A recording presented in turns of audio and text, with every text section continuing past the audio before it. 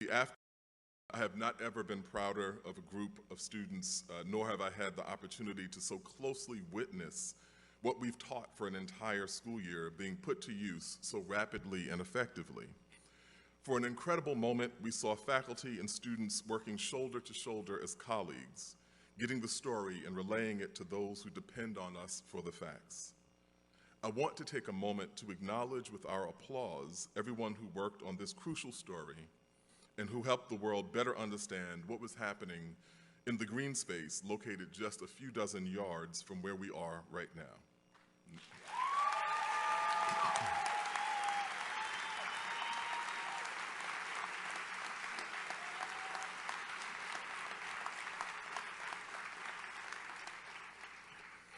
I also want to take a moment to acknowledge the students who did not work on this story, but maintained a singular focus to continue reporting on other stories to which they were already committed, despite the distraction of a national news story emerging quite literally at their doorstep. They too demonstrated a skill set that we have emphasized over the course of the school year. So I want to applaud for those students as well.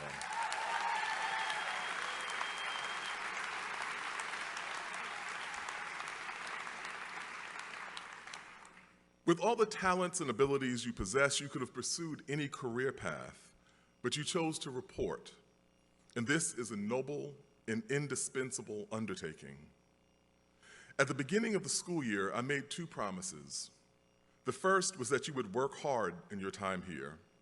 And the second is that you would never work harder than the person standing at the front of the classroom. What we promise most fundamentally here is a collaboration between students and faculty in the mutual pursuit of journalistic excellence.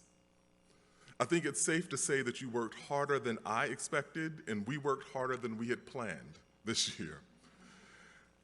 And I will take a moment to offer you just a small portion of parting advice. Our goal as journalists is fairness and accuracy, but we are not disinterested observers. The words of the old dictum tell us that we should neither fear nor favor the powerful, the famous, the influential figures of our times. We should not care with what party the corrupt elected official belongs to. But we do tell our stories for a reason.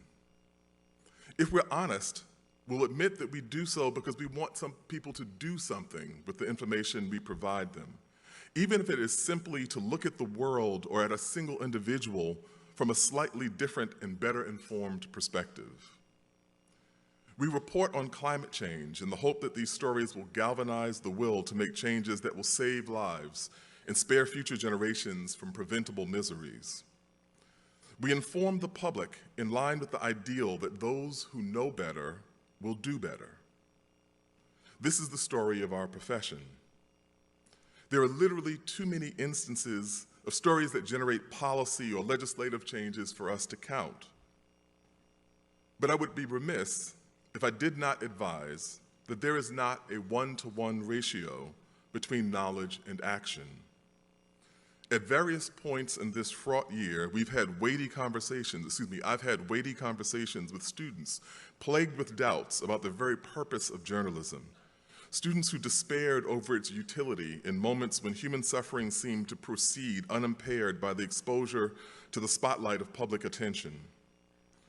In those moments, I've pointed out that we have perhaps been too glib, too self-congratulatory about the work that we do.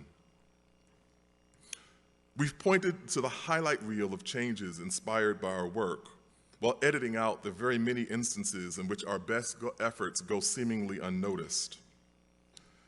The idea that those who know better will then do better is a vastly simplifies human nature.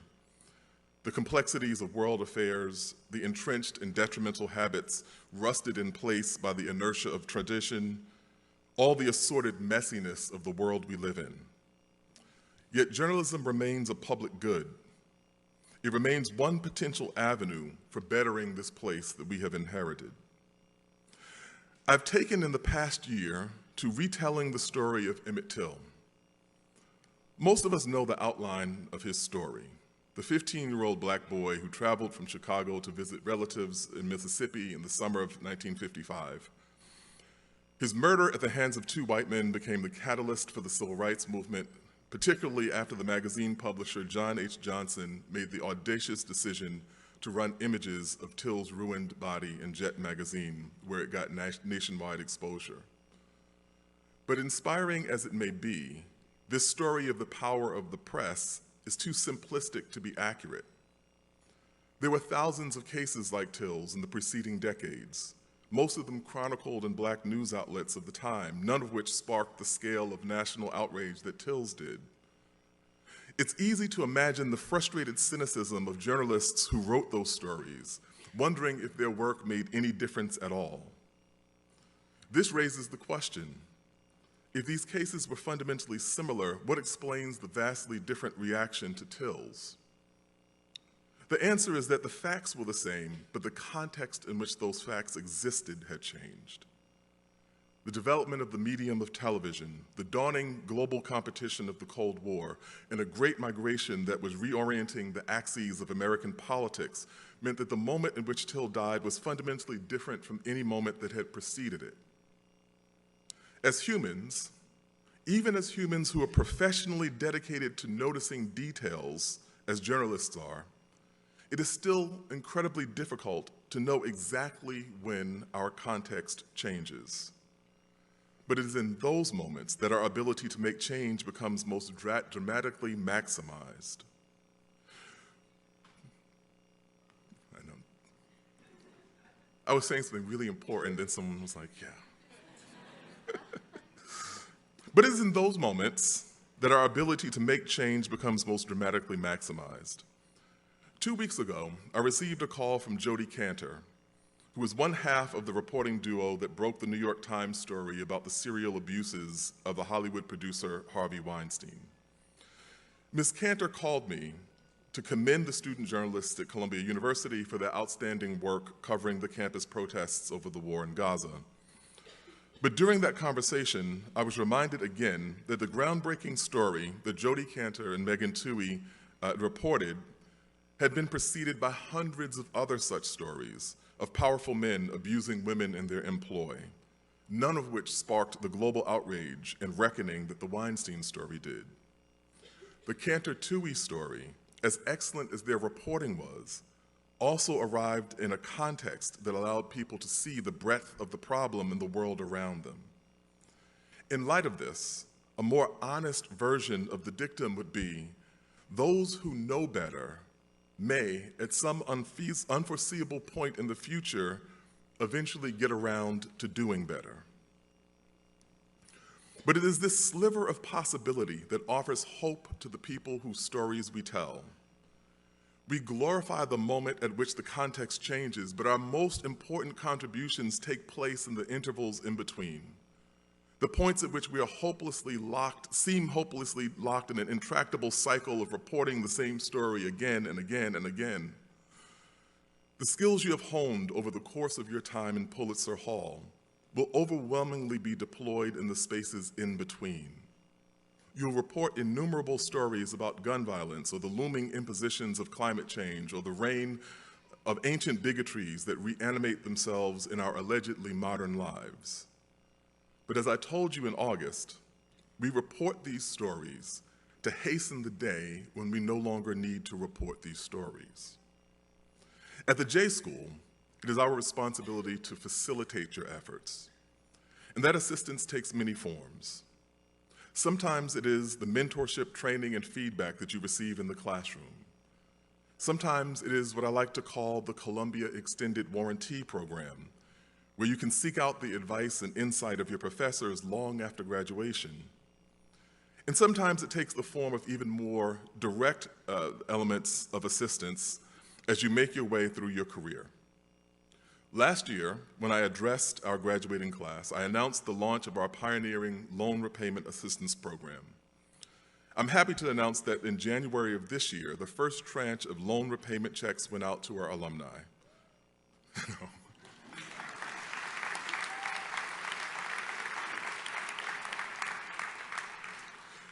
30 34 graduates of Columbia Journalism School working in nonprofit news received checks of $10,000 each to pay off student loan debt. This program is already making a difference in the ability of our graduates to navigate the journalism profession and to do the vital work so central to their lives and our futures. We will soon be accepting applications for our second round of participants.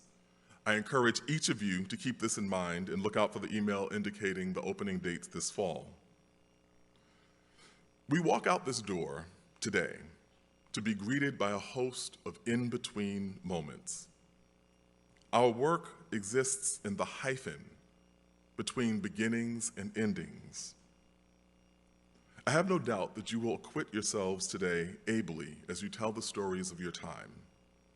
Remember, too, that the world possesses its share of wonders, of unanticipated joys, and common achievements, and those stories warrant telling just as well. The doors of Pulitzer Hall remain open to you now as alumni of this institution. Thank you and congratulations.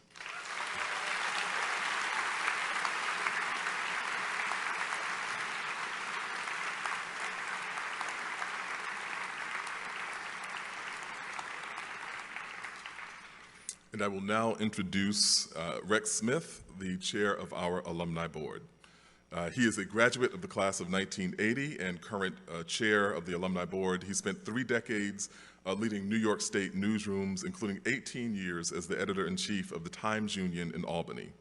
He is now the creator of the Upstate American, which is published by Substack, and a commentator on media and society on Northeast Public Radio. So Rex.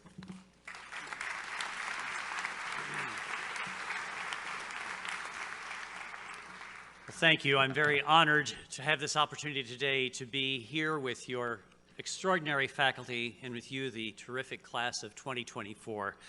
My task is really rather simple, not to inspire or laud you, which is expected of most graduation speakers and which you certainly deserve, but rather to offer you a word from your future.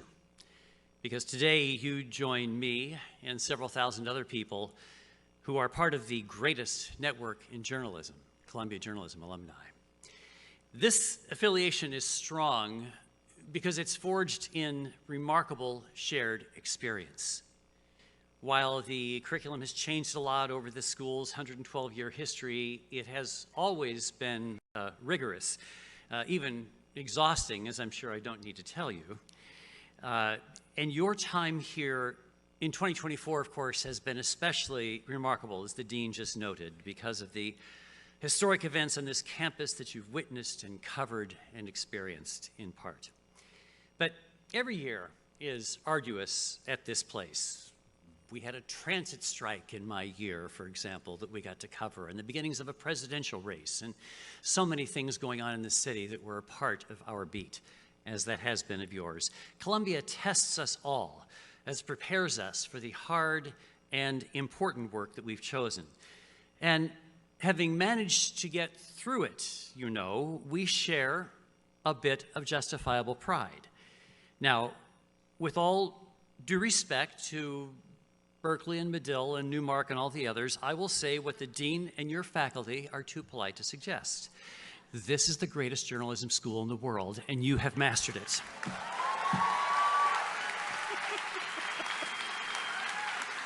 Yeah. So don't devalue the degree that you claim from this day forward by failing to take full advantage of it and by honoring the precepts that you've been taught here. There are programs for alumni to help us stay in touch with what's going on here and in the field of journalism, including training to help us keep up with the inevitable changes in technology and technique. And there are alumni gatherings to connect us with faculty and great practitioners of our craft. And I urge you to engage in as much of that as you can. And certainly do come back for Alumni Weekend in the spring. Some of my closest personal relationships now were forged here. And they remain with me 40 years and more later, in part because we still come from all over the country to spend, all over the world, in fact, to spend time together. So cherish your Columbia friends and keep in touch with the school. And do what you can, too, when you can, to support those who will follow you, the next generation of Columbia journalism alumni. And just a word about your career. It might go in any number of directions, you know, an opportunity that is yours because of the breadth of what you've absorbed here. Now, I spent about a decade as a reporter in a great newsroom and 3 decades as an editor, a pretty traditional career for journalists of my time, right? My classmates became network correspondents and anchors, lawyers and judges, politicians and professors, communications practitioners, authors and artists, because the skills taught here, gathering information, synthesizing it, and sharing it clearly and honestly, are valued in many fields. But what underlies the Columbia experience, I'd say, is this, simply a commitment to truth-telling, with the expectation that you will be an energetic truth seeker in whatever professional direction you go. That is an honorable pledge, and it is in fact your responsibility now. You will waste this experience and shame our credential only if you willingly engage in work that flirts with falsehood. Don't do that. Don't go to work for Fox News and its ilk, folks. Sorry.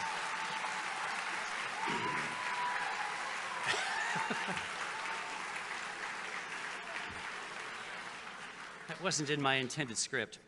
So, for the good work of truth-telling that I know you will do in the years ahead, and for all the difference that I know you will make, thank you. Congratulations and welcome, fellow Columbia journalism alumni.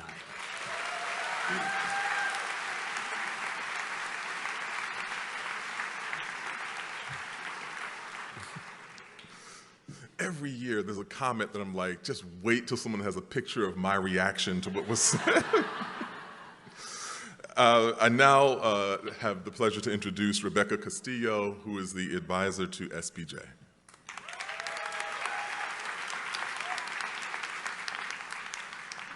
Congratulations. I am an alum class of 2006, so I'm very proud to be here. And the Society of Professional Journalists is an international organization of reporters for broadcast, print, digital media, and photojournalists who support each other and provide examples of best practices of journalism. They remind us to hold ourselves to the highest standards of ethics, integrity, and getting the story right, as well as to advocate the protection of the First Amendment and its guarantees of freedom of speech and press through its advocacy efforts. At Columbia Graduate School of Journalism, Columbia Journalism School, we have a student chapter of the Society of Professional Journalists, SPJ, which also is the de facto student government. All of the officers are elected at the beginning of the fall term. I would like to ask all members of SPJ to stand and get acknowledged for their hard work for the year.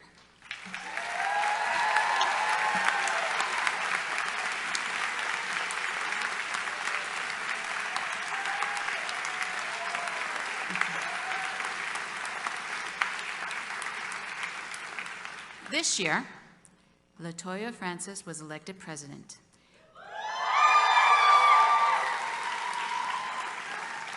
When asked why she wanted to be president, she stated in her campaign introduction, "I get involved, I connect, I advocate, and I keep things interesting because life is too short to be boring."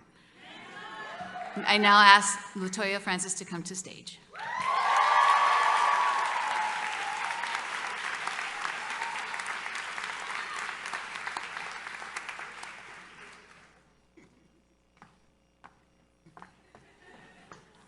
Hey, y'all. Hey, thank you for responding to me. Okay, so there are a lot of storytellers in this room, so I hope you don't mind if I tell a few today. Okay, so let's talk about coincidences. Those moments that are beyond comprehension, where things seem to align themselves so perfectly that it's almost suspicious how they happened. It's like when you think of someone you haven't seen in a long time, and then you run into them the next day, and you're like, where did you come from? And how did you know to find me here? And they were just minding their business, and they were thinking the same thing. It's like when you choose to study journalism at Columbia, and right at the end of your experience, the biggest news story in the country plays out right in front of you? At a scholarship breakfast yesterday, Marie reflected on some of her time spent reporting on campus protests and remembered Dean Cobb joking that the entire situation was a simulation created by the J School to assess our skills. So that explains that one in case anyone was wondering. But I've been thinking a lot about these kinds of moments where timing and alignment are critical and seemingly beyond our own control, like what brought us all here today. Some of you are probably like, the one train, like, but I'm urging you to think bigger. When I sat to write this speech in the middle of the night, last night, after months of juggling multiple thoughts about what I wanted to say to y'all today, I kept thinking of all the instances that led me here. Walk with me for a moment. As I was writing this speech at the last minute, I thought about when I was applying to J School and the series of coincidences that led me to that. Someone I had never met in person but followed on Instagram inspired my response to the infamous prompt, "Tell us about yourself," in the application. I came across her reel on Instagram where she was talking about stepping into a new era in her life, and I wrote my application essay about the era that J School would be for me, and I called it my red lip era, where I'd be unapologetic and pay homage to the powerful women who inspire me and all that I do.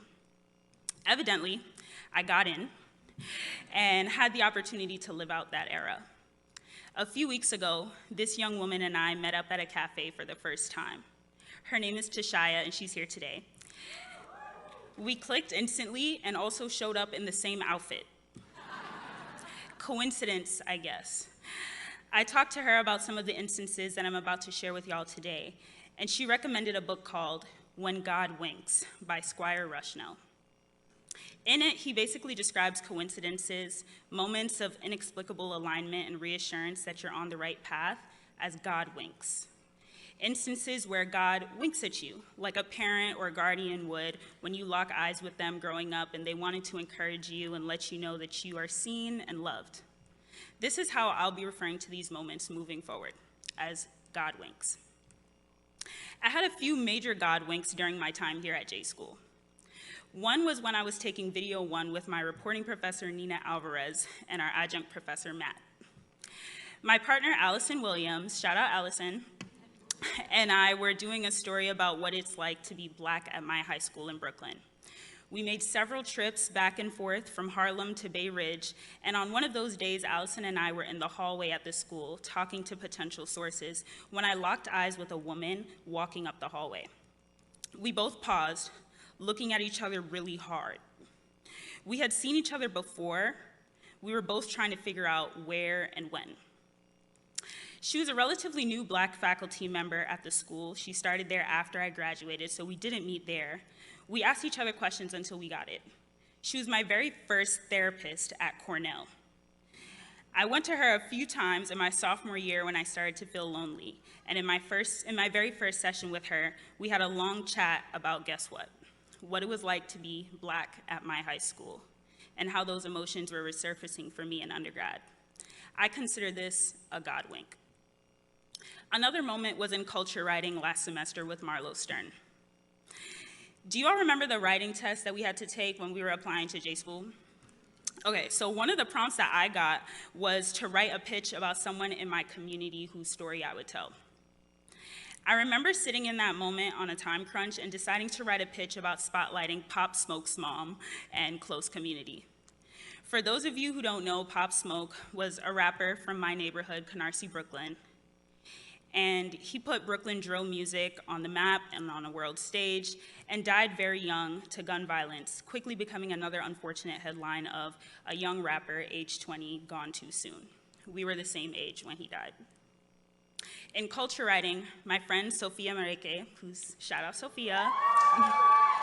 I can't see y'all, so but I know she ain't here. My friend Sophia and I sat next to each other in class on the day that Marlo paired us up based off of who we were sitting next to. I proposed my pitch about Pop Smoke to her, and she was happy to work on it together.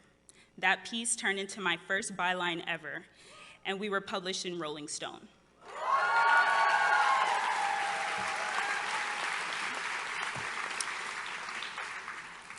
That, to me, is a God wink.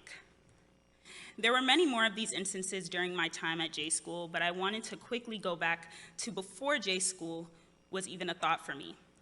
My grandma, my mom's mom, died about 9 years ago when I was 15.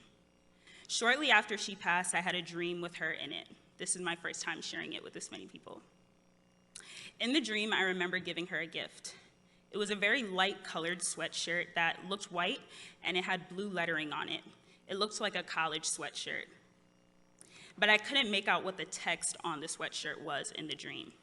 But I know that she was really happy to receive it. For years, I didn't know what that dream meant. Afterwards, I would go on to attend undergrad at Cornell, where the color is literally bright red. I kept an eye out for if I ever saw a sweatshirt that looked like the one I saw in the dream, and I didn't. I graduated from undergrad in 2022. I spent a year in between trying to figure out what was next. A series of God winks put J School on my radar, and I secretly decided to apply about a month or so before the deadline. I kept it to myself for a while because I wanted to be sure that it was a decision that I was making for myself. I visited campus one day for a tour with Ross as a prospective student. I sat outside of Pulitzer Hall for a while afterwards and noticed students walking around in sweatshirts with blue lettering. Around this same time, my hair was out in an afro. I wasn't blonde yet. When I went home that day, I dug up some of my leave-in conditioner. I was just rummaging through, trying to find leave-in conditioner so I could moisturize. And as I was dipping my finger into the container, I felt something in it. A ring. Some of my classmates may have noticed that I wear a lot of jewelry every day. One staple is a necklace I have on right now, and it has my grandma's rings on it. So basically, while I was rummaging through my Shea Moisture, I found a ring in there, and it was one piece that I didn't even notice had come off of the necklace. I considered this a God wink, confirmation that I was making the right decision with J School. Fast forward to today. We're gathered here in the Rune Arledge Auditorium in Alfred Lerner Hall at Columbia University. As I mentioned before, my grandma died when I was 15. So she never made it to a high school or college graduation, but education was always so important to her. She lived her entire life in Jamaica and didn't get much schooling herself, but she wanted me to get as much of it as I possibly could. There was one ceremony that my grandma did make it to, though, and it was my commencement from Prep for Prep when I was about 12 years old. Prep for Prep is an academic leadership program for middle schoolers that got me my scholarship to my private high school that Allison and I reported on in the fall. My commencement ceremony from Prep for Prep was held in the Rune Arledge Auditorium at Alfred Lerner Hall at Columbia University.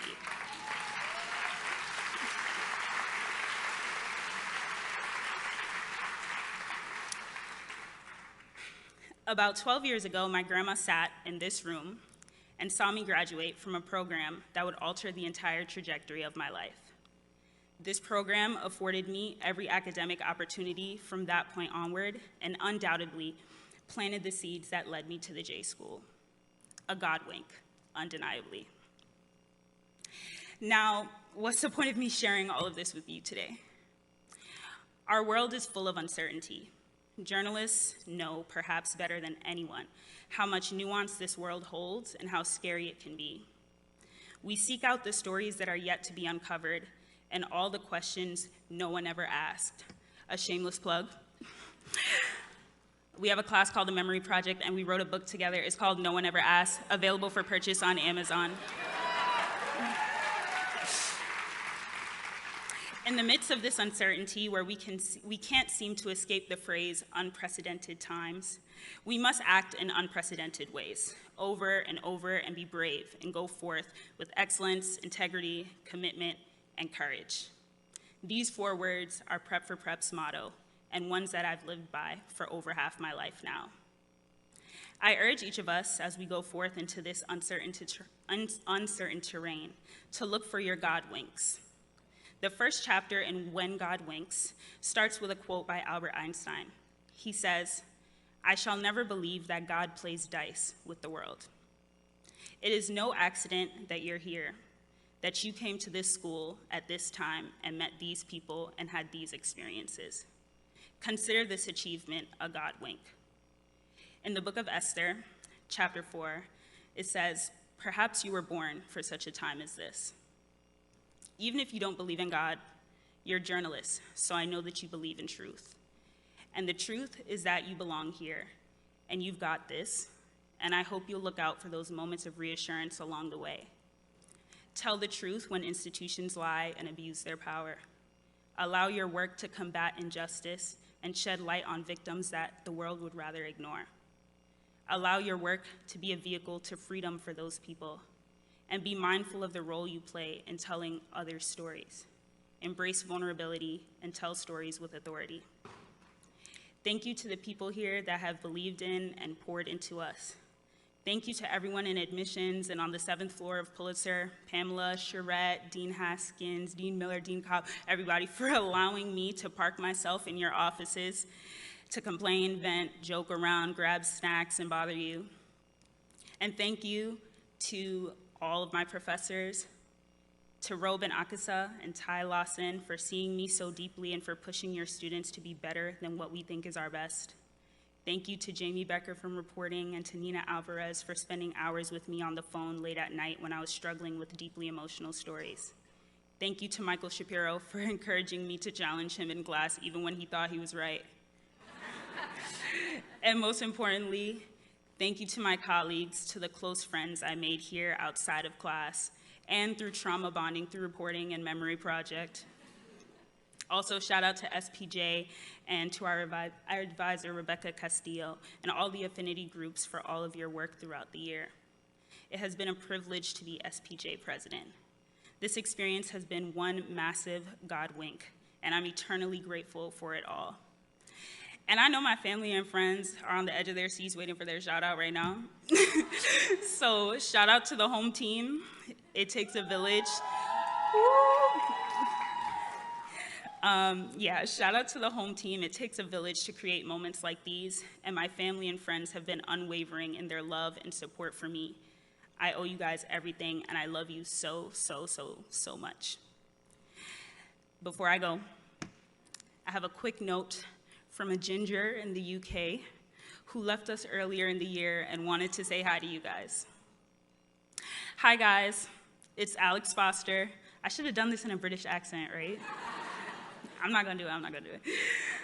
Okay, LaToya very kindly asked me to send over a few words to congratulate you all on graduation. Back in the UK, I've seen some absolutely incredible journalism from y'all, and it's bringing me so much joy to see you guys slaying the game. Seeing this class on the BBC, AP News, Rolling Stone, with photos in the New York Times, you guys haven't even graduated yet, and you're already accomplishing great things. I can't wait to see what you get up to next via Instagram story, LinkedIn post, or ideally, front page spreads in national newspapers. Best of luck to you all. Thank y'all for listening, and congratulations.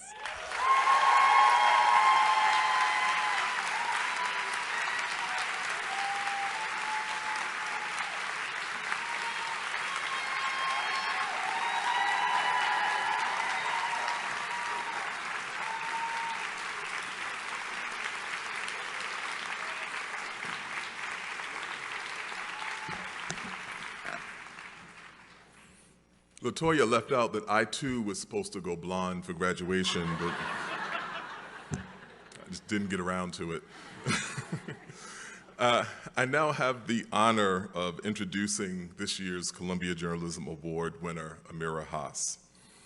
Amira Hass was born in 1956 in Jerusalem to Holocaust survivors. She matriculated at the Hebrew University and Tel Aviv University, where she studied history.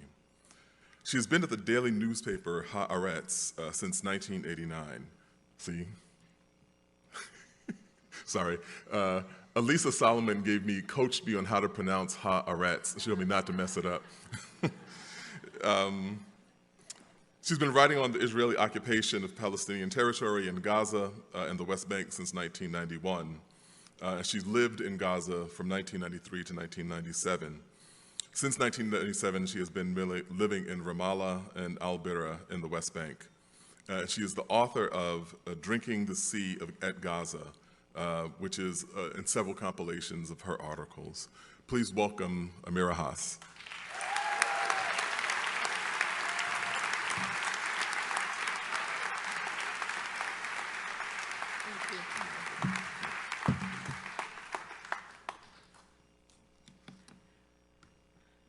These are extremely dark days in the place where I come from, Palestine, Israel. And it is only natural that it dictates the content and the tone of my talk today.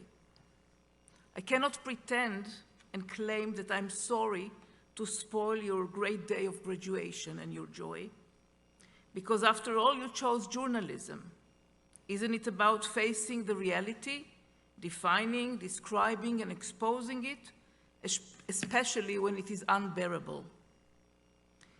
And since we are in Columbia University, it is logical that I start by quoting Bassam Nasser, a friend from Gaza. He, like the other 2,300,000 of people there, has been living in hell on earth in the past 7 months and more. Bassam is a father of 4 and a director of a relief institution who had to escape Israeli-American bombs and flee from Gaza to southern city of Rafah.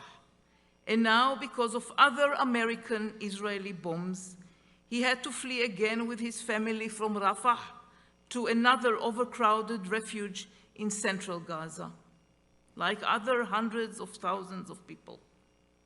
From time to time, he writes down in English his disparate thoughts and circulates them by WhatsApp. And this is what he wrote around 2 weeks ago. A glimmer of hope emerges from university students, demonstrating the enduring presence of humanity. Panicked, hypocritical politicians swiftly resort to force in order to quell the movement, fearing its global expansion. Repression is enacted to stifle voices challenging the status quo. Police and National Guards are deployed, arresting students who were expelled just hours earlier for speaking out against the violence in Palestine. From Gaza to New York and other major cities worldwide, I want to express deep gratitude for these voices. While you may not be able to save every child in Gaza or restore our shattered lives and dreams, and your efforts won't prevent the next devastating airstrike that will wipe out our entire family, on behalf of every Palestinian, I want to express heartfelt appreciation for raising awareness to our plight. These are the words of Bassam Nasser.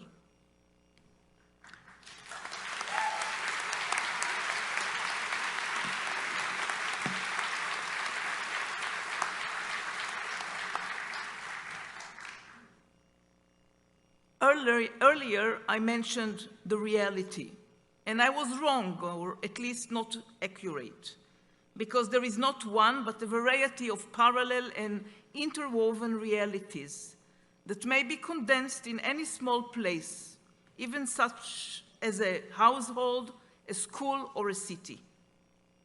Some realities are really great to be experienced and lived, others are less and much less than less.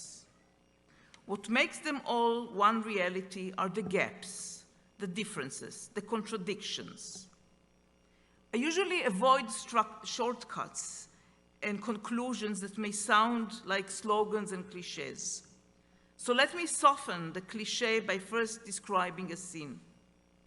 On Monday and Tuesday, I was walking here in my hotel's neighborhood in Broadway Street, or Boulevard or Avenue, I don't know.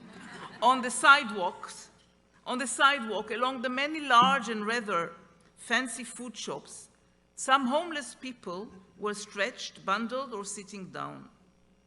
Some even gave up asking for our cents. They and the elegant shoppers live in two different realities.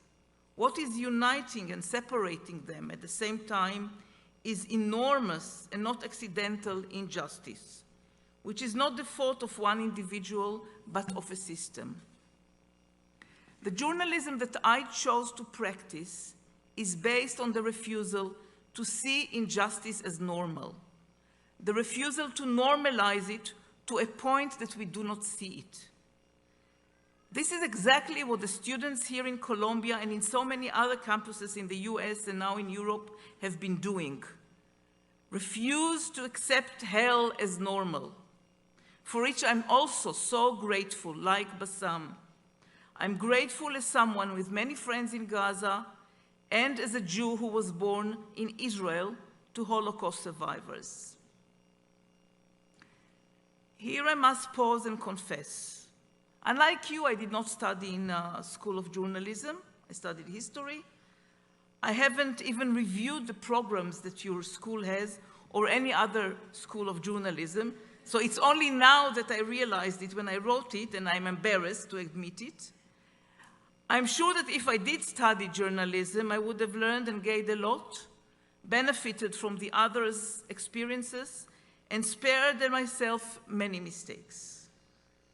I do wonder if you and your professors agree with my kind of flexible conclusion or approach that there is not one kind of journalism, and that it is indeed a matter of choice which one we practice, shape, and recreate in the course of our work. I was intrigued and always angered by the very fact of parallel and contradictory realities.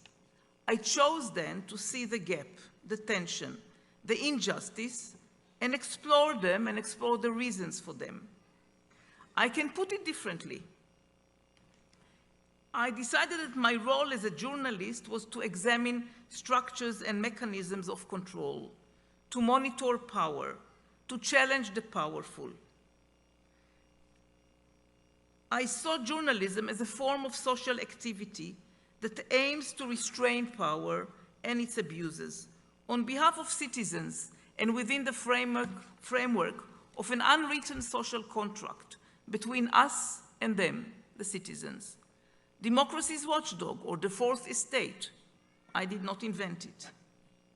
David Remnick of The New Yorker just published a short article about Haaretz coverage during this war, and defined also what I was doing as anatomizing structures. I liked it, but I would only ask to be more specific. Anatomizing structures of Jewish supremacy and Israeli settler colonialism. Today is the 15th of May. It is the day that Palestinians commemorate the Nakba, the plight, the catastrophe that the establishment of Israel has inflicted upon them 76 years ago. It cannot be forgotten. It is not forgotten, and the Nakba is still going on. Power and corruption abuse that comes with any power are manifested in different ways and areas in the Israeli society as in any other society. But the Israeli domination over the Palestinians has been the most vile, cruel, destructive, and dangerous of all, and the least covered by the Israeli press in general. Not only as a child of Holocaust survivors, but also as a red-diapered baby, the occupation was a natural focus for me, became a natural focus for me. Very early on in my career, in 1991, when I just started reporting from Gaza, I got signals from the Israeli military authorities that they were not happy with me. They were used to journalists to publish their public relations statements about how well they treated the occupied population, the natives. Tzvi Barel, then Haaretz deputy editor-in-chief, and himself a former correspondent in the West Bank, and an ex-military officer in Hebron in the 70s, told me, if you annoy them, it means you did your job. I liked it too. But back then I expected to do much more than just to annoy power. I believed that writing about what people did not know would make a change, have a positive impact, open eyes, contribute to the movement against the occupation. Not I alone, needless to say. At the time of the first Palestinian popular resistance, and initially unarmed uprising against the occupation, I saw my work as a link in a change of Israeli activities in favor of withdrawal, for dismantling the settlements, for peace. When I started my reporting in the early 90s, there were several others in the Israeli mainstream commercial media who already covered aspects of the Israeli military occupation from a critical point of view, not one which accepts it or embraces it. Ori Nir and Gidon Levy at Haaretz, Danny Rubinstein and Michal Sela of the Labour Party Daily, back then it's closed by now, called Davar, their basic position was that the occupation and repression that comes with the grab of land were wrong and contradicted the real Israeli interests. So I was not the first one, and certainly not the only one. The expectation to bring about a change was not out of megalomania of myself or others, but rather an expression of confidence in people's rationality. Some believe that the signing of the Oslo Agreement between Israel and the PLO in 1993 indeed proved the victory of rationality. Here I was practically alone among my colleagues in my early assessment and observation that the Oslo Accords, the so-called peace process, were used by Israel to deepen its control over the Palestinians and its grip over their land in order to thwart the establishment of a Palestinian state alongside Israel. I was very reproached about it. People said that I was ideological and not professional. But unfortunately, time has proven that I was right, professionally and politically. I have been living among Palestinians since '93, so it was easy to see and to observe that the occupation had no intention to wither away. It only changed ways. I often concluded my opinion pieces with a statement that the normal life that Israelis lead while depriving an entire chained people of its right for self-determination is abnormal. And I also wrote that this anomaly cannot and will not continue forever. From time to time, I allowed myself to warn that holding the Palestinian people as captives under our ever more cruel, unwanted rule will lead to more brutality, up to a point of no return. I could not really imagine how terrible it would be and what it would mean to be right here. The Hamas attack and massacres of 7th of October was not the beginning as Israel and the American administration portrayed, and also Jewish communities around the world. But rather, it was a not unforeseen response, a response of condensed atrocities in 1 or 2 days, to accumulated Israeli atrocities perpetuated over decades and becoming ever more widespread. It was a cruel, bold, well-planned military operation that shattered the normalization of Israeli rule over Palestinians, such a rule that left Palestinians without any hope and horizon. At the same time, from a political, ethical, and human point of view, this attack was a miscalculated initiative. Israel under Benjamin Netanyahu and the Messianic settlers, who are the strongest part of this government, do not care about the hostages and their lives. And they opted, and they are pushing until now, for a non-ending war, a war without an expiry date, of destruction and annihilation. And annihilation is their word. Now there is no hope and no horizons for Gazans, and also for Israelis. After 34 years of work, I admit failure, of mine and others, who believe that well-founded and researched information and more critical analytical knowledge will positively contribute to the end of occupation. Haaretz is the sole Israeli mainstream news venue that enables its journalists to exercise their right for freedom of information, speech, and opinion. But the Israelis do not have the duty to be informed. And even if they are informed, they do not care. At the backdrop of this massive failure, personal and general, receiving the annual award of Columbia School of Journalism warms my heart and encourages me. I allow myself to see in it an appreciation of what I define as low-tech journalism. I cannot boast about major scoops that I have published over the years, of hidden documents that I unearthed or received, or spectacular leakages of secret information. No, I'm not this type of a journalist. On the contrary, the information that I collect and collected, double-checked and double-checked, verified, and wrote about and write about, is almost completely open and accessible. Anybody can access this information. It is based on people's everyday life testimonies that they share with me and that they share with anybody who is ready to listen. There are hundreds of people, if not more, that I should thank for this, and for the fact that you here in this university and in this School of Journalism value the professional work of bringing these people's voices. Luckily, I'm running out of time, so I will not tell you at length what I would have done differently. I would have done a lot.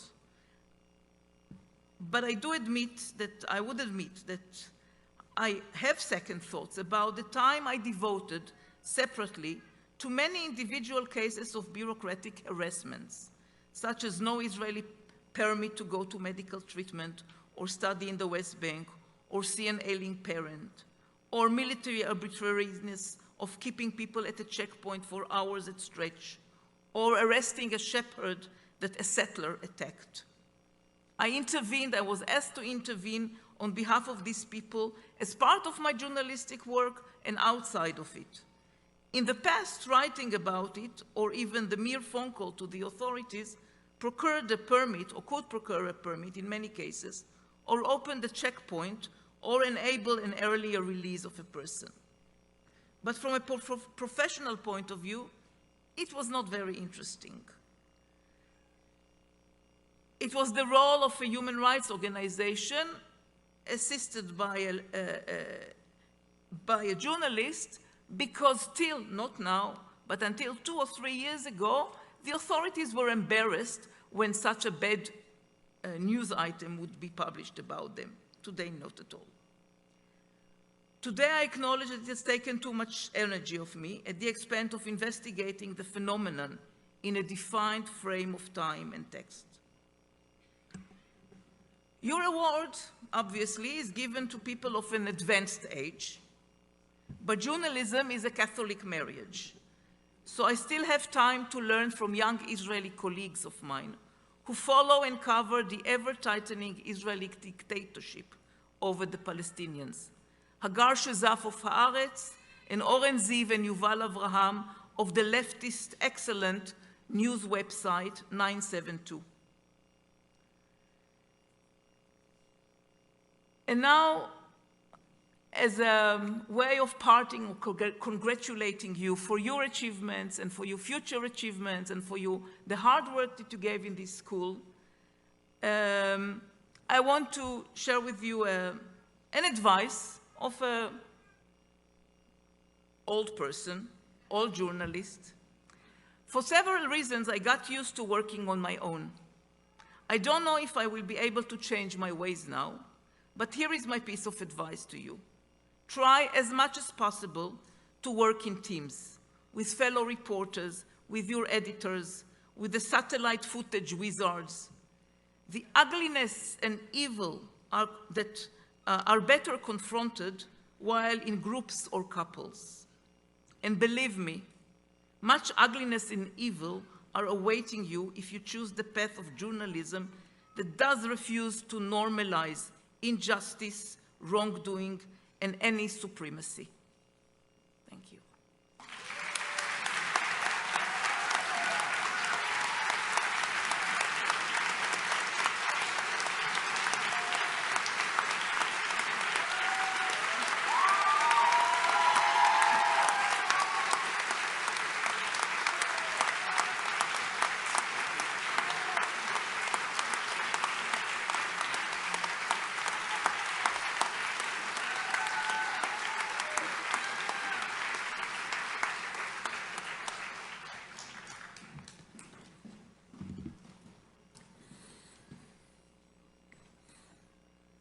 I will now read the names of our honor students, award winners, and Pulitzer Fellows. The Gene Anderson Climate Change Award goes to Lauren Watson. Oh, I forgot to say the most ignored sentence in the English language, which is, please hold your applause to the end. It's just one of those things that you say, and I'm obligated to say it.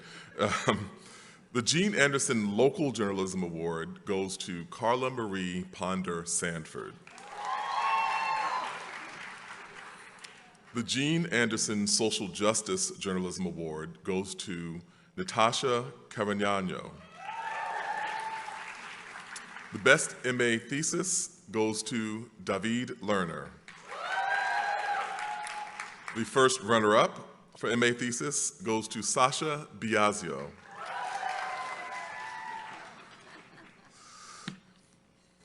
The second runner-up for MA Thesis goes to Sarah Maria Schroer Lopez.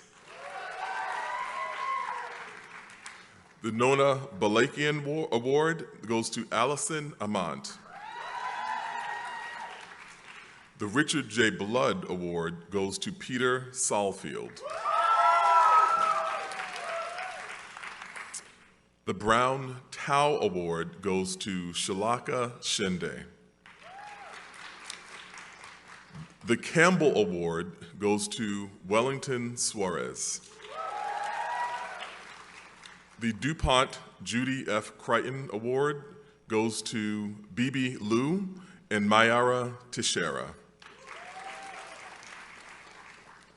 The DuPont Judy F. Crichton Honorable Mention for the award goes to Jasmine Jiwa.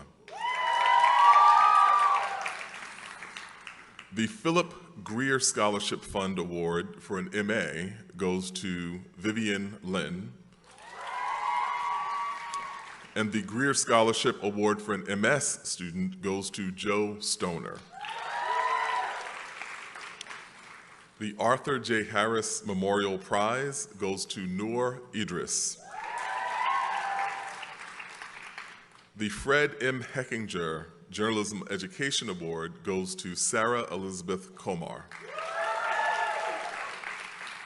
Journalism Editorial Award goes to Sama Kuller. The Peter Keller Prize goes to Anne Schmidt-Dubois. The Joan Connor Broadcast Journalism Award goes to Liam Mann. The Linton Fellowship in Book Writing goes to Caitlin Hashem. I'm sorry, it goes to Caitlin Hashem and Lauren Rosenthal. The Mincher Award goes to Peter Salfield. The 3 Morton Mintz Fellowships go to Yasmin Altaji, Noor Idris, and Ekaterina Vinkina. The Henry Taylor Award goes to Lailu Margaron. The James Weckler International Reporting Award goes to David Lerner. The Weckler National Reporting Award goes to Francesca Lorenzini. And the Weckler Local Award goes to Emily Njayan. The Louis Awinick Award goes to Edward Lopez.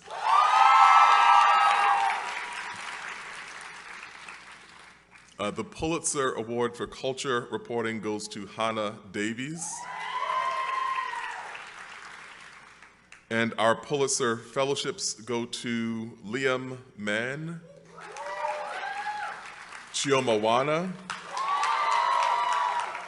Ashley Elizabeth Miller, and to our valedictorian, Chloe Appleby.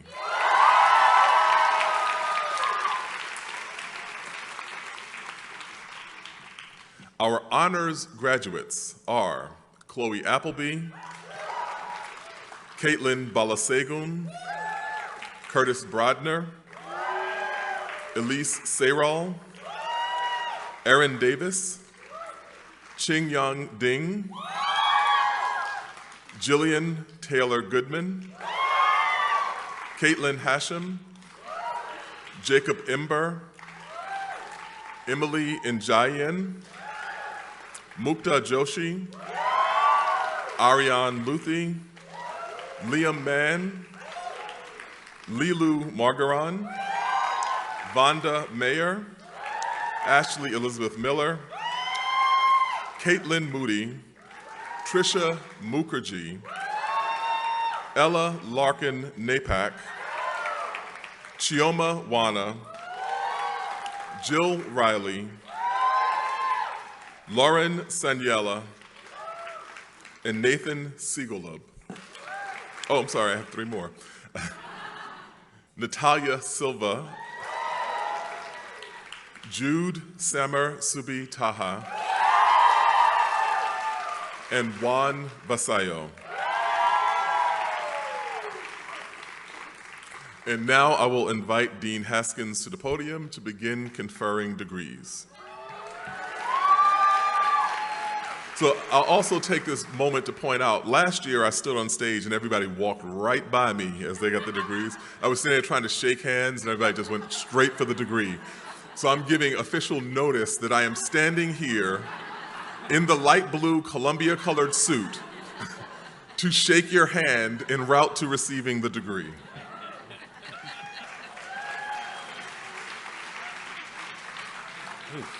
All right, this is it. And yes, I've seen all the YouTube videos of the wild mispronunciations during graduation, so please don't send them to me again, but I will promise you today that I will do a slightly better job than that. So I see you already lining up over here, and for each group of students, we'll be asking your lead instructors to come by. First, we'll be doing PhD, Masters of Arts, and then Masters of Science based on your lead instructors. So can we first have Michael Schützen and Andy Tucker? And our doctoral student from New York, New York, Sherry Michelle Henderson.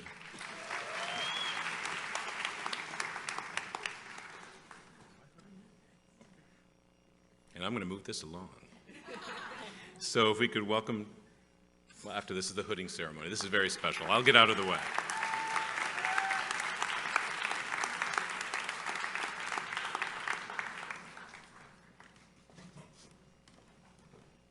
Next up will be David Haydu and Elisa Solomon to present our Masters of Arts in Arts and Culture. First, from Baraboo, Wisconsin, Allison Amont.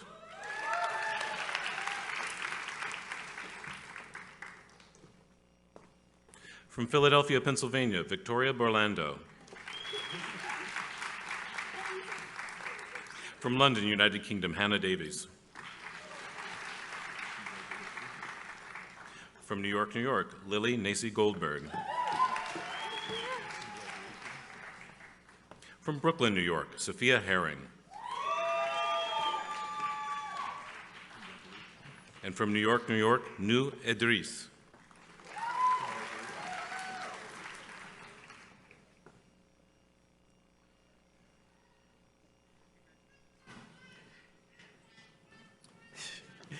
I agree, I do. Now for our Masters of Arts in Business, Winnie O'Kelly and Clifton Leaf. First, from Brest, France, Mathilde Augustine. From Scottsdale, Pennsylvania, Alyssa Chouanier. From Gloucester, Rhode Island, Nicole Elizabeth Kyle. From Melbourne, Australia, Vivian Lynn.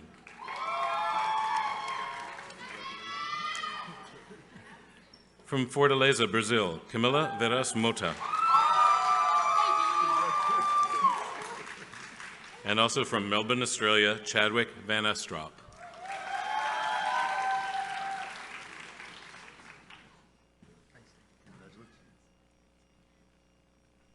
Now for our Masters of Arts in Politics. Please welcome to the stage Nicholas Lehman and Alexander Stile. Here we go. From Fort Lauderdale, Florida, Yasmin Altaji.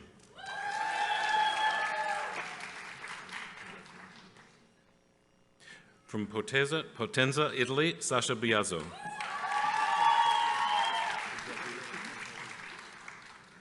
From Matola, Italy, Natasha Carniano.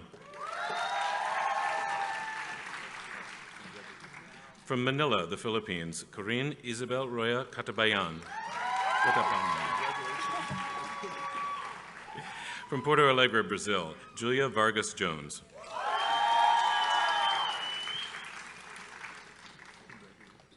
From Milan, Italy, Davide Lerner.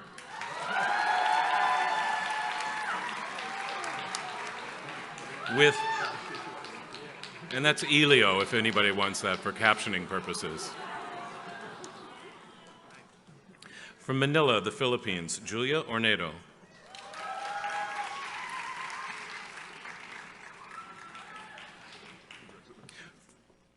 From Malaga, Spain, Sarah Selva Ortiz. From Mumbai, India, Arshi Qureshi.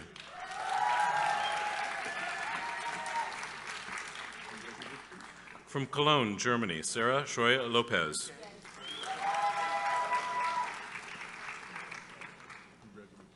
From Copenhagen, Denmark, Lisa Monk Seidlin.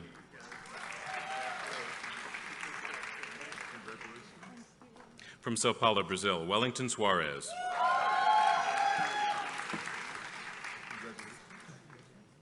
From Copenhagen, Denmark, Emily Stein Thorson.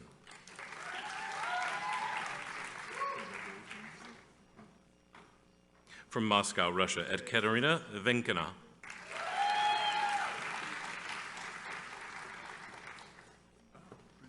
From Istanbul, Turkey, Dile Yalçın.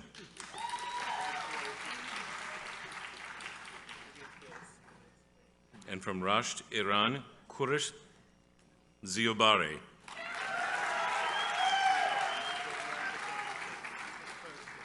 And again, for captioning purposes, that would be Terma with him. She's 9.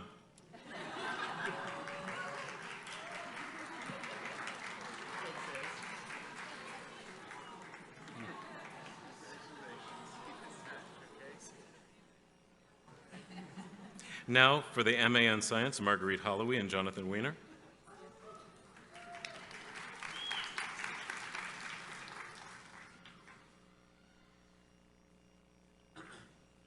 From New York, New York, Fiola Arifi.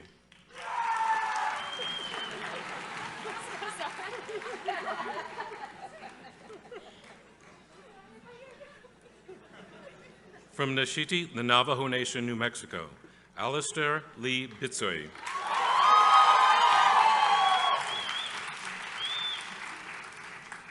From Berkeley, California, Julia Elena Musto.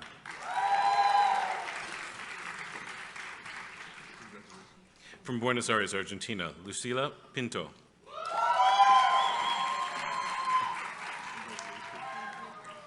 And from Austin, Texas, Seth Smalley.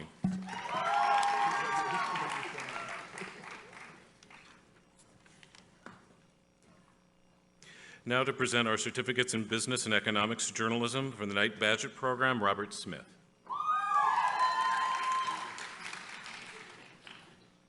From Southfield, Michigan, Tyler Clifford.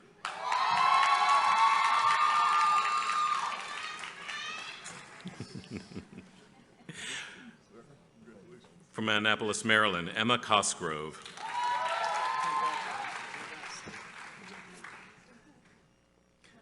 From Phoenix, Arizona, Michael Raymond DiCastillo.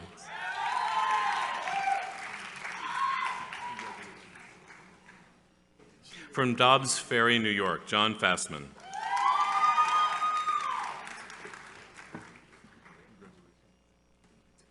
From Severn, Maryland, Layla Jones.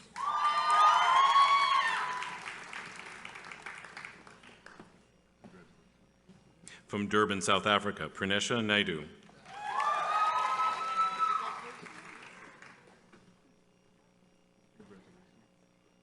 From Chicago, Illinois, Taylor Nakagawa. And from Monroe, Washington, Lauren Rosenthal.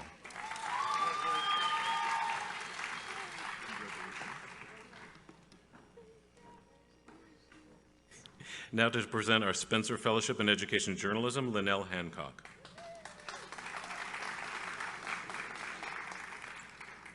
From Diyarbakir, Turkey, Shema Bayram.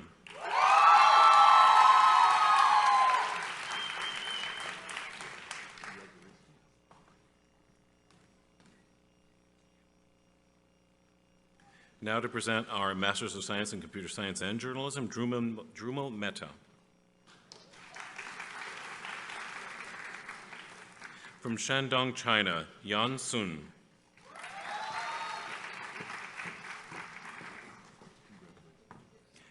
And from Nanjing, China, Siqi Karen Wang.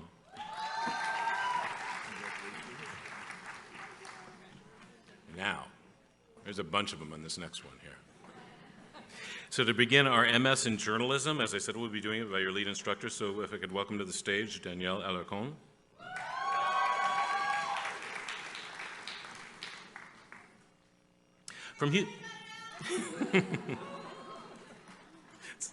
From Houston, Texas, Brianna Benitez.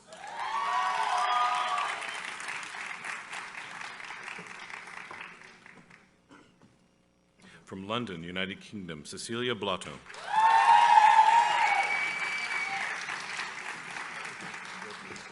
From Richmond, Virginia, Kristen Sarah Cashwell.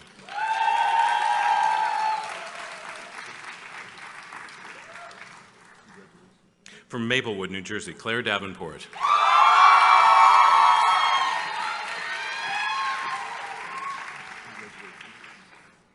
From Bryn Mawr, Pennsylvania, Alexa Faust.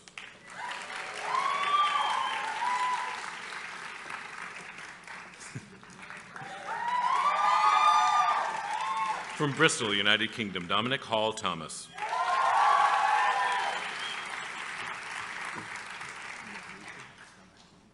From Berkeley Springs, West Virginia, Caitlin Hashem.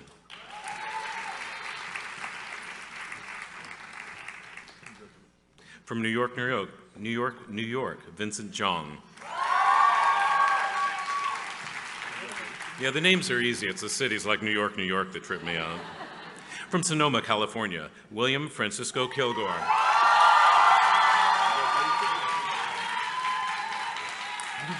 From Philadelphia, Pennsylvania, Jesse Lynn.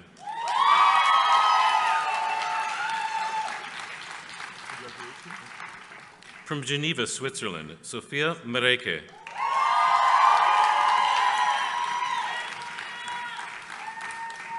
From Magnolia, Delaware, Siamara Moore.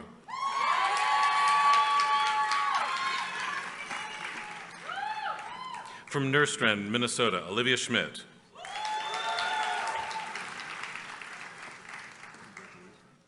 From Sao Paulo, Brazil, Natalia Silva.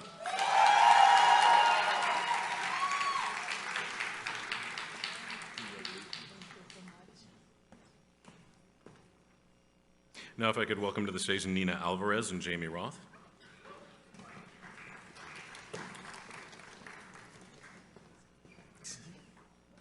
From Mumbai, India, Serena Balani.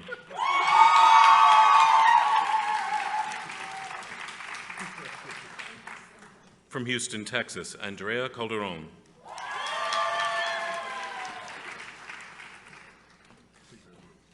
From Brooklyn, New York, Latoya Francis.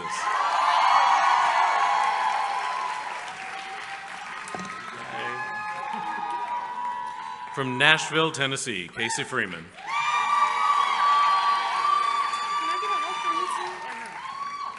All right, she insists. She knows how icy I am. That was pretty good for me, I thought. From Nanchang, China, Tiffany Lian Wan.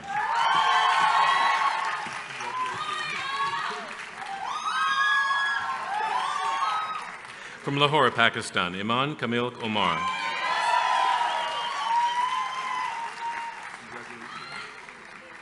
From Chongqing, China, Mei Qi.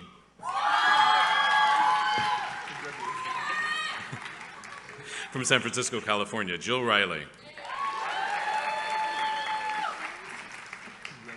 From Xi'an, China, Yishao Ren.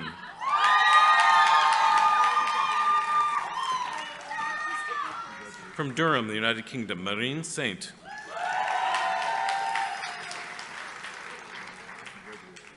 From Toronto, Canada, Eleanor Shamali.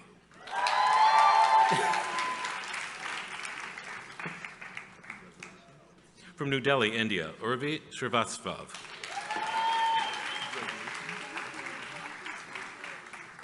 From Ocala, Florida, Allison Blaine Williams. From Yan, China, Weijian Zhang.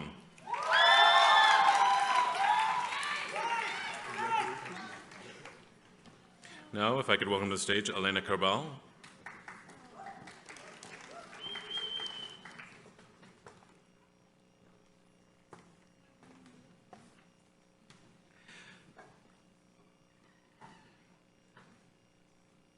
From Princeton, New Jersey, Nina Manzuli Ajamian.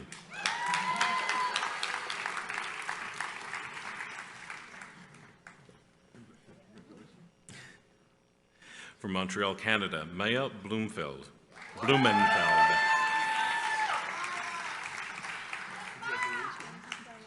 From Birmingham, Alabama, Ellie Davis.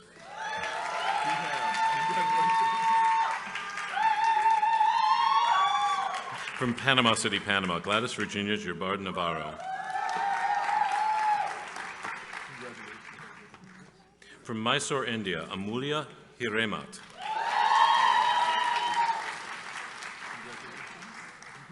From Istanbul, Turkey, Elif Melis Karaca.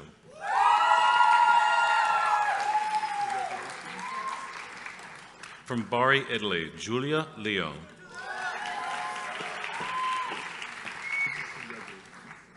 From Fresno, California, Edward Lopez.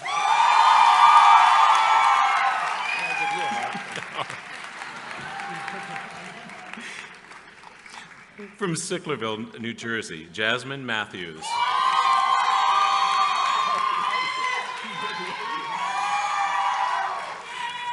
From Harrison, New York, Ella Larkin Napak.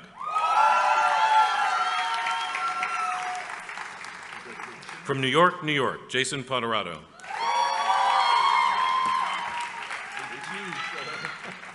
From Atlanta, Georgia, Carla Marie Ponder Sanford. From Amman, Jordan, Jude Summer Subi Taha.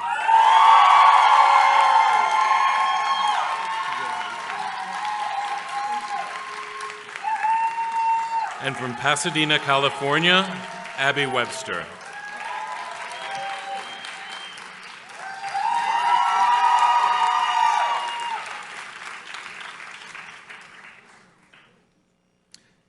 Now, if we could welcome to the stage Alexis Clark.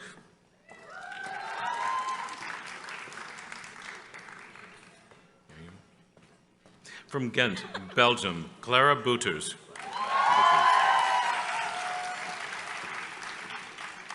From Zhaoshan, China, Xintiao Cao.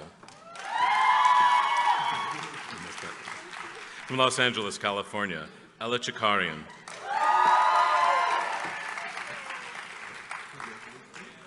From London, United Kingdom, Lauren Dalvin.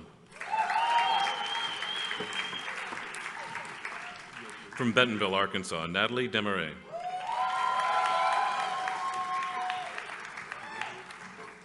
From New York, New York, Connor Green. From Brooklyn, New York, Emily Injayan.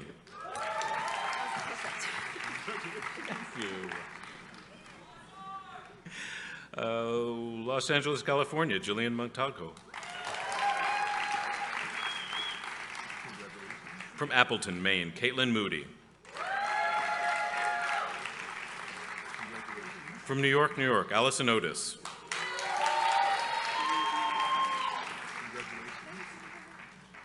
From Budapest, Hungary, Bense Széchenyi.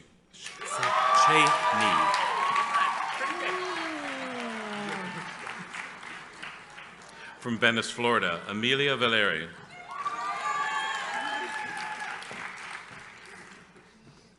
And from Dhaka, Bangladesh, Shayeza Nawar Walid.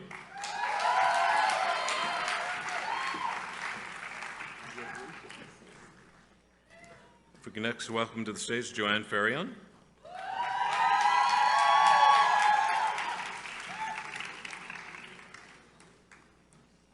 From Paris, France, Isis Blanches.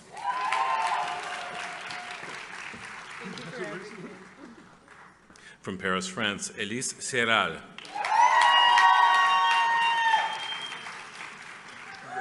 From Brooklyn, New York, Genevieve Pierre Charles. From Ellicott City, Maryland, Aaron Davis. From Bronx, New York, Fahima Dejia.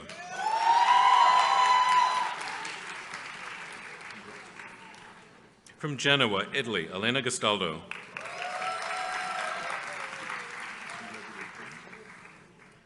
From Munster, Germany, Katharina Hieflich.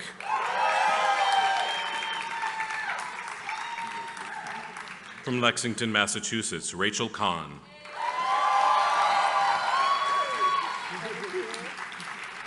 From Kuala Lumpur, Malaysia, Yasmin Low.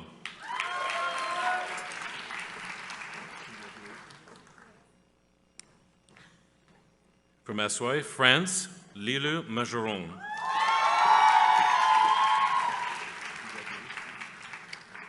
From Princeton, New Jersey, Tricia Mukherjee. From Pleasanton, California, Hemani Pangal. From Lima, Peru, Ariadna Sandoval.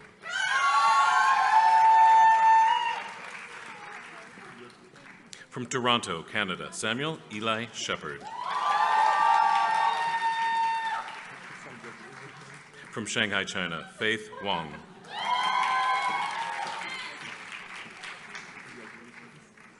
And from Chengdu, China, Xiang Rachel Yi.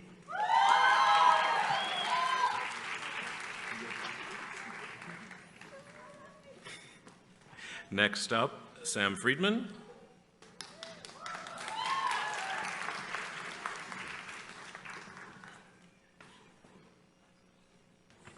From Charlotte, North Carolina, Chloe Appleby.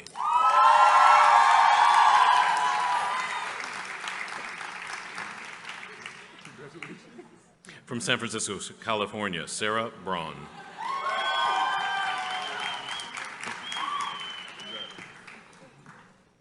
From Seoul, South Korea, Sua Cho.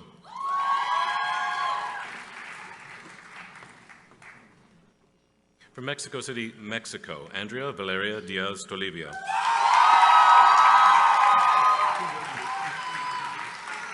From New York, New York, Jane Lauren Godiner.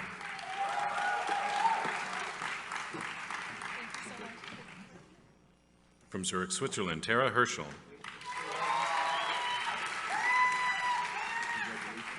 From Delray Beach, Florida, Dina Katgara.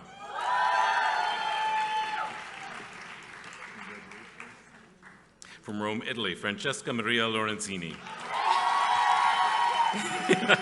I saw that. From Budapest, Hungary, Vanda Meyer.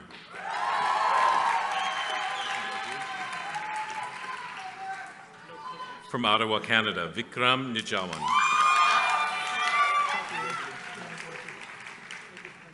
From Toronto, Canada, Lisa Power. From Baltimore, Maryland, Jane Sartwell. From Newcastle, England, Joe Stoner. From Brussels, Belgium, Mila Tange.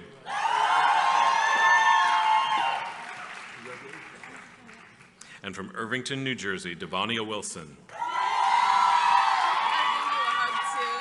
Oh, all right.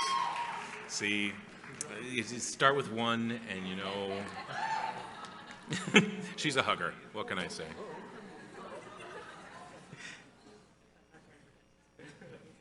Next, we welcome to the stage Howard French and Ty Lawson.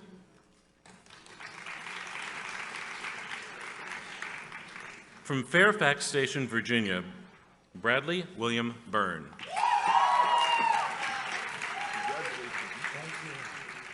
From Baldwin, New York, Dean Condoleo.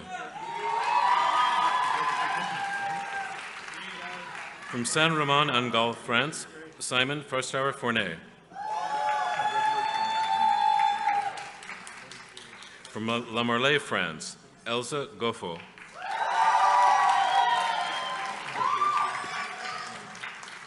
From Guelph, Canada, Irina Ivanivna, oh, now we're going to do that again. Irina Ivanivna Humanik. From Cleveland, Ohio, Alan Ray Cronenberg.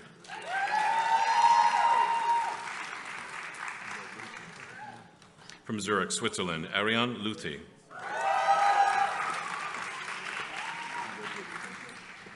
From Cutchogue, New York, Catherine McGrath.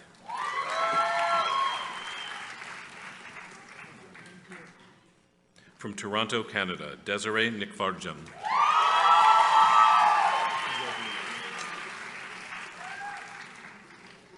From Kathmandu, Nepal, Subeksha Podo.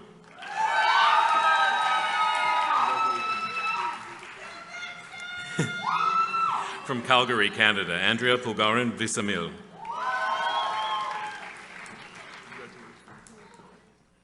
From Haarlem, the Netherlands, Indy Schuldens. My Dutch is good. From Tracyton, Washington, Kate Sullivan. And from Winter Haven, Florida, Jolie Tanner.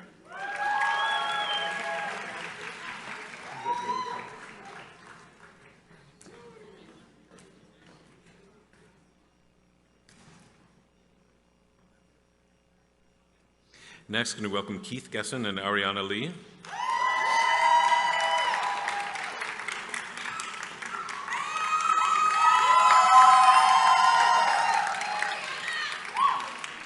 From Ravenna, Italy, Tommaso Baronio.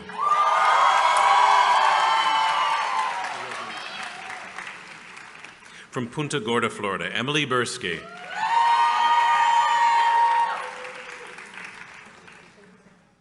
From Los Angeles, California, Emmanuel Fonseca.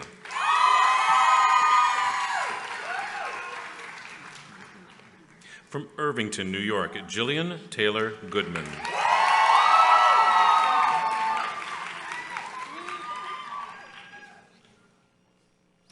From Chicago, Illinois, Jacob Imber.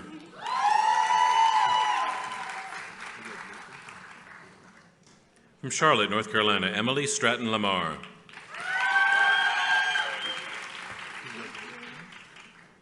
From New York, Christina Mariela Macaya Cisneros.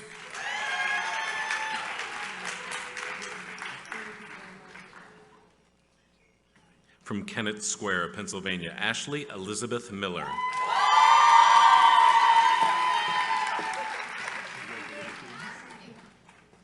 From Millwood, New York, Abby Rose Notar Nicola.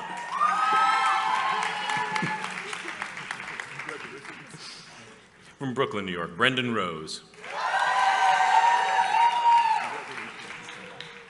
From Mumbai, India, Anusha Shah.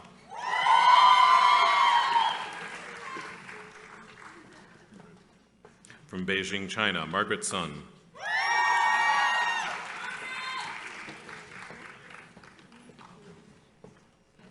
From Sarasota, Florida, Sheila Urea Veliz.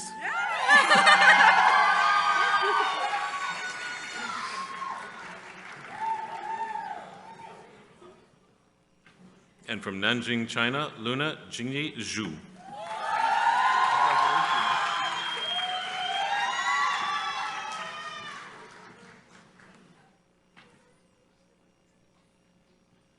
Now if I can welcome to the stage Bill Gruskin, Juan Manuel Benitez, and Sheila Coronel.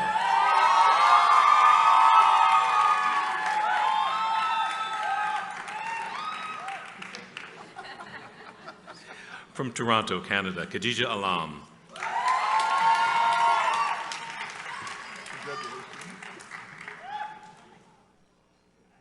From Paris, France, Natasha Bracken.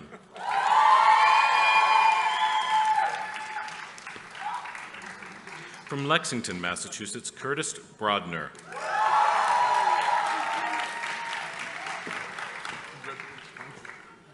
From Spanish Fort, Alabama, Julia Caccaro.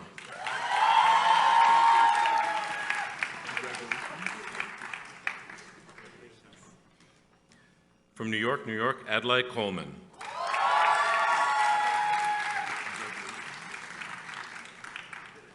From New York, Anne Schmidt-Dubois.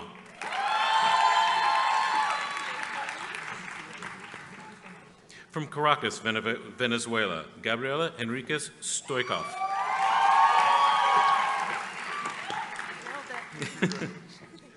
From Toronto, Canada, Pascal Hogue.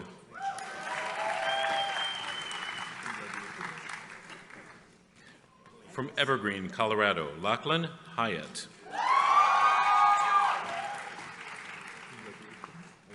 From Pune, India, Mukta Joshi.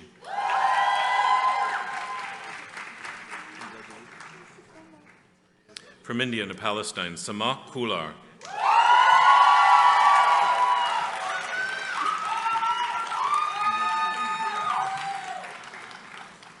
From Seoul, South Korea, Youngsung Kim.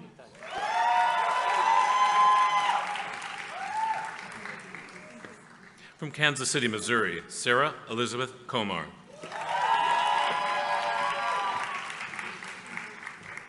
From Amsterdam, the Netherlands, Carly Koyman.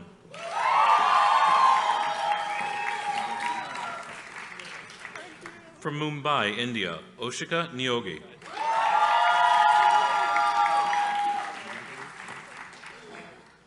From Great Neck, New York, Alec Rich.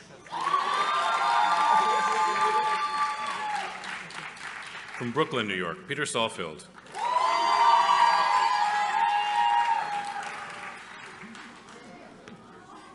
And that would be Charlotte, of course. We recognize her. From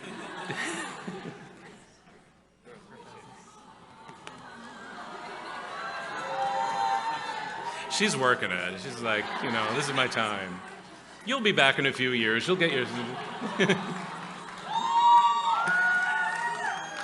From Chennai, India, Nandini Srinivasan.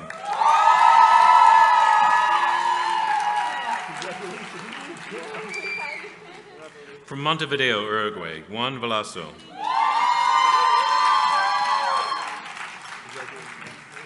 From Shirzhuang, China, Yang Zhurai.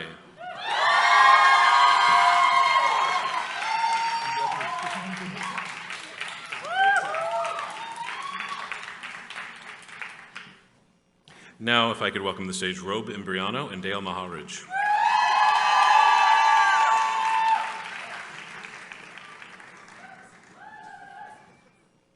From Marlton, New Jersey, Daniela Cobos Hidalgo. From Nanjing, China, Qing Unding.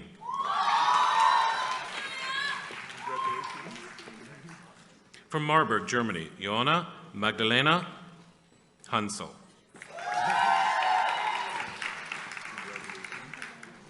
From Westchester, New York, Isabella Lourdes Leahy.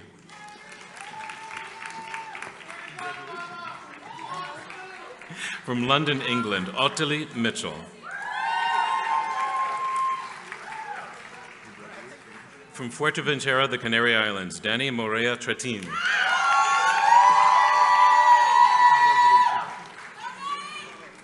From Calgary, Canada, Emma Pydra.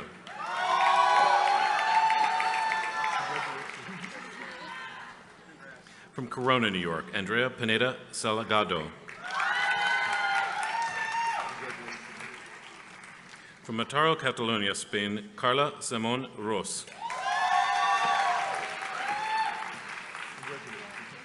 From Cairo, Egypt, Poda Sharif Talat.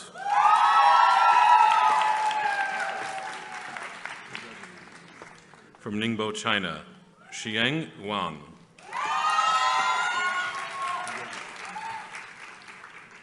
From Squamish, Canada, Lauren Watson.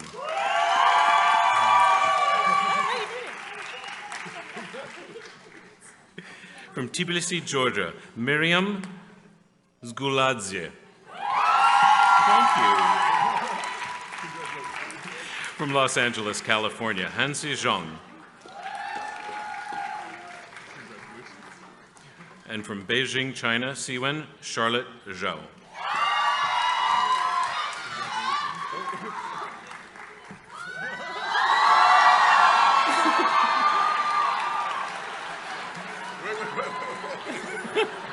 You know, we do it all here. We do cleanup.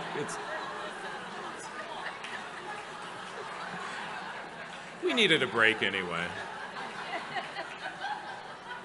All right. It's half with your verdict. Now, if we could welcome to the stage Jimmy So.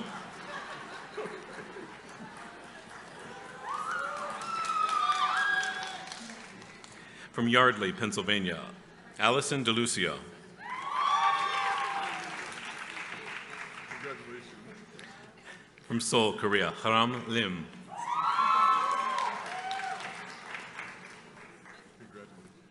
From Shrewsbury, Massachusetts, Paul Lindbergh.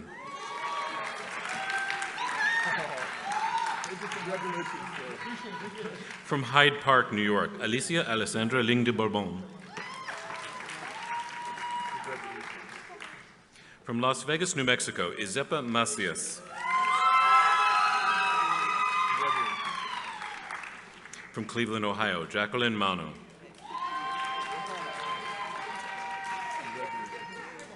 From Pocatello, Idaho, Nicolene Anna Marie McCarley.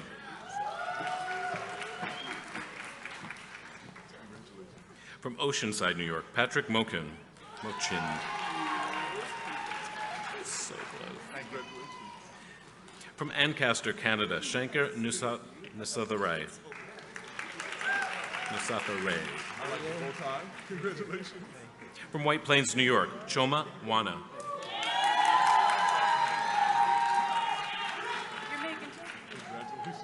From Valley Stream, New York, Chinyea Rachel Onyike.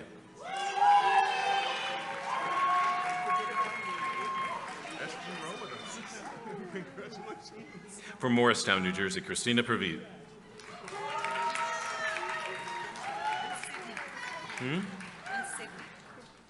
Oh, you're Sydney. And Sydney, okay. From Brooklyn, New York, Emma Stefani. And Sydney, okay. Oh, Sydney. I missed Sydney. There's Sydney. Oh my God, she snuck up on me. Sydney would be 10. Okay. From Brooklyn, New York, Emma Stefania Schottmeyer.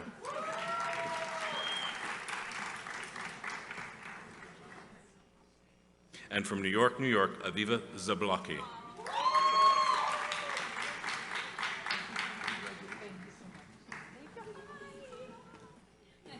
Now if we could welcome to the stage Du Lin Tu and Karen Blankfeld.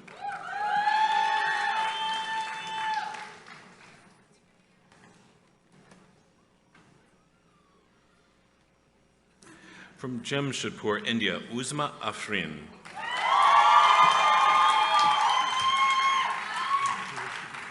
From Singapore, Angelica An.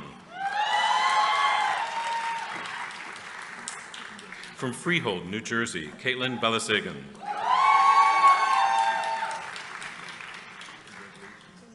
From Taipei, Taiwan, Jessica Chining Chen. From Boston, Massachusetts, Sophia Glazer.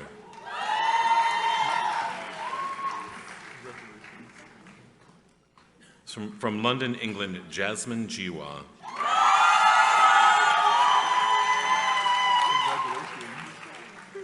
From Leesburg, Virginia, Liam Mann.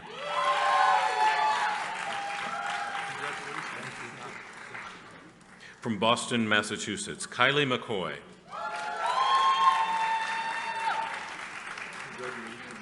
From Atlanta, Georgia, Tobias Hader McCoy. What? I said Hadar. Tobias Hadar. You know, I've been working on your first name for 9 months now. Tobias Hadar McCoy. From Los Angeles, California, Carlin Marie Parker.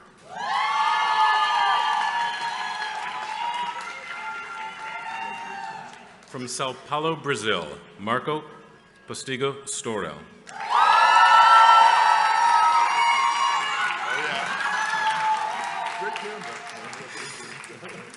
From Tel Aviv, Israel, Eleanor Reish.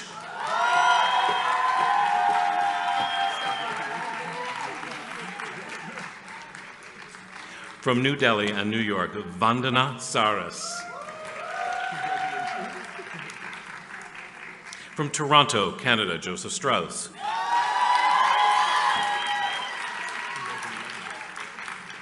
From Shenzhou, China, Jia Wu.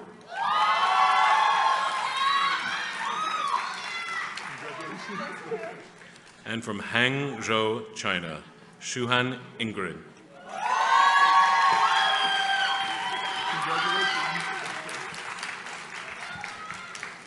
And there you go.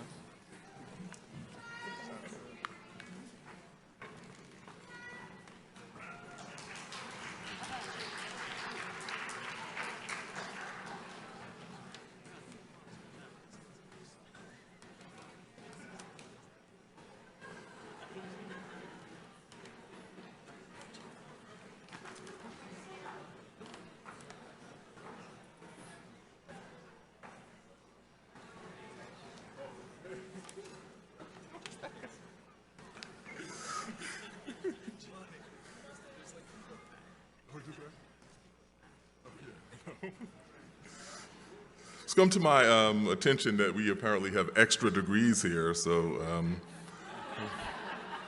parents, come on up. We'll give you one too.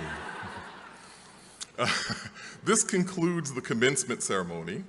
I have to, congratulations again to the 2024 graduating class of Columbia Journalism School.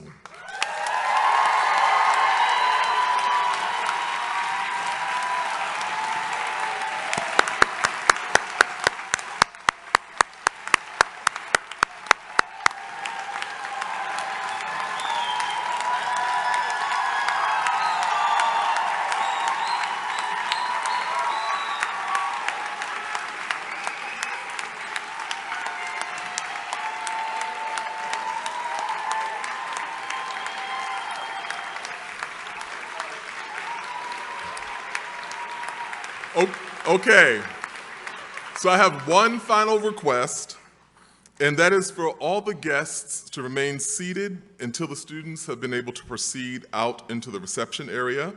And we will have a toast for our students, and the reception will be right out on these 2 levels of learner.